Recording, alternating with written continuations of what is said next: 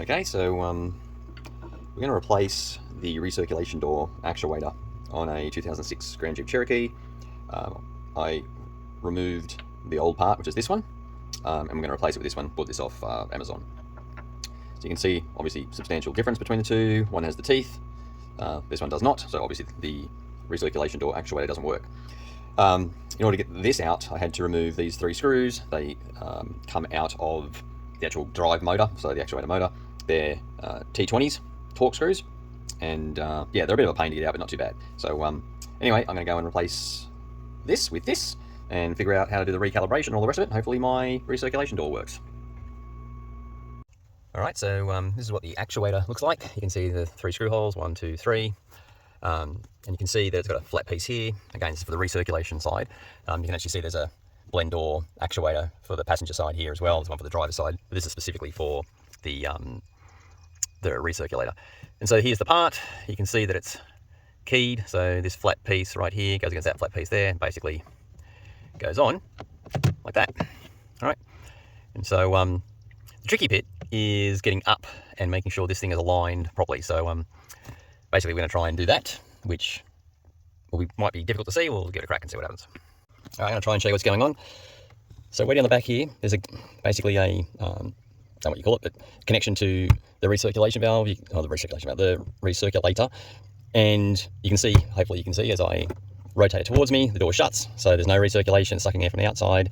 And as you rotate it away from me, it opens up, and then it's full recirculation, so it shuts the outside air off. There's a little key here, you may or may not be able to see it. That's that little flat tab right there.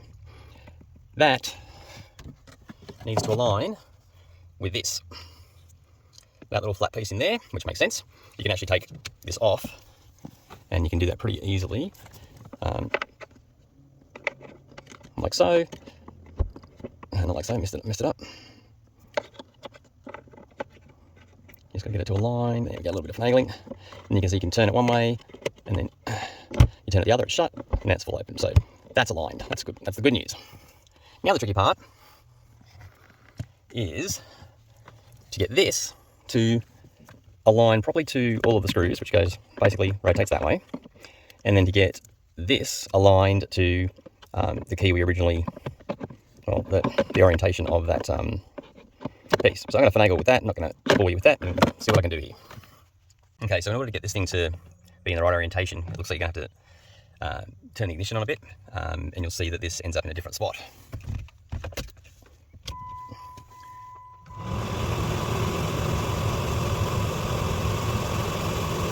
So now I'm going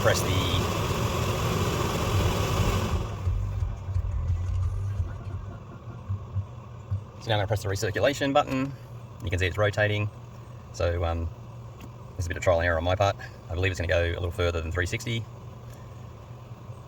Okay, so now it's stopped there. I'm going to check it again and see if I can get it to line up. I'm going to keep doing that for the time being until I can figure out whether or not I can get this thing to align. One thing that's interesting, like the recirculation light is now on, so theoretically it should be in the recirculation position. But if I turn the recirculation button off by pressing it again, this doesn't rotate. So it's supposed to. I'm assuming it's a calibration issue, and once it's all in, it'll rectify itself, but just heads up. And then if I press it again, it doesn't move again. I have to turn the ignition off, wait a few minutes, and then turn it back on to get it to rotate. So I'm going to be doing that for a bit. All right, so it looks like it's aligned. Again, I just kept turning the ignition on and off, waiting a few minutes, trying to get it aligned. So now it's aligned. You'll see this portion faces out towards us, and it should just sit just nicely where the little screw holes go. So I'm going to screw them in. Fair warning, it's super tight in there. I bought this thing. It's a little Klein Tools deal, Klein Tools 65200, and I've got a Torx 20 bit in the end there, so that gives me a little bit of room to mess around. So I haven't used it yet, we'll see how it goes. So I'm not going to show you that because I've got to get in there and not much point in you seeing it. Alright, so now it's in there. You can see the plug faces this way. The door here is fully closed, so it's probably a good thing. Do yourself a favour, get something like this with a little T20. Without this tool, it took me probably 40 minutes to pull the thing apart, and it was a bit of a pain. With this tool, probably took me 10 minutes to put it back together, if that. So it's not super comfortable, but trying to put the screws back in, but this thing makes it Very, very easy. So get something like this. Okay, so now we're going to use JScan. I'm going to connect to my Jeep. I'm going to turn this to the on position. Hopefully nothing breaks. Let's see what happens.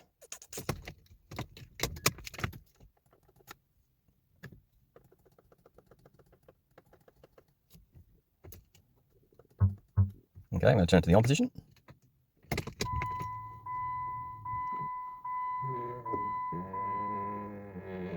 Don't hear anything breaking yet, so that's probably a good sign. Okay, let's connect. Let's see what happens.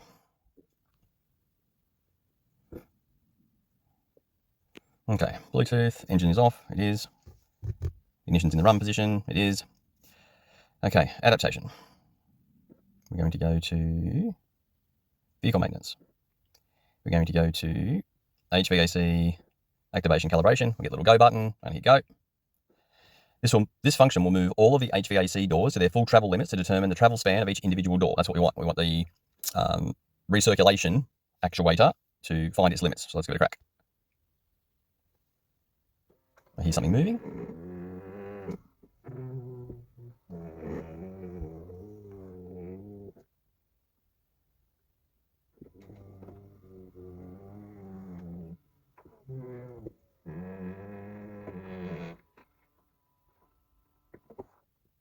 Cool. Now let's see, everything passed. The recirc, that was the problem, that passed, that's goodness. So let's have a look and see what happens when I play with the button after the car's turned on. Okay, so what we should see when I turn the ignition on, or the car on, is this thing moves. This thing is sort of in the middle position right now. It's not fully open, it's not fully closed. So you should see this move too, hopefully. If I get my hand out of the way, you might get a better shot at it, so let's see what happens. So there it goes, it's gone to the fully shut position, which, okay, sort of makes sense. That's doing its thing. Put my AC on, turn it up to high, turn that to there. Okay, so I've got AC on max, now it's taking air from the outside, it's not recirculating. So the next step is to press the recirculation button, and that should open. You should see this move, you should see that open. So let's try that. So I'm gonna hit this, I'm gonna hit the recirculation button. There you go. It's fully open. So now it's recirculating. Well, in theory it is. And if I turn that off, if I turn the recirc off, it shuts. Just like magic. Alright. Stuff works. Who knew? Alright, that's it. Now you just reinstall the glove box, which I'm probably not going to show you.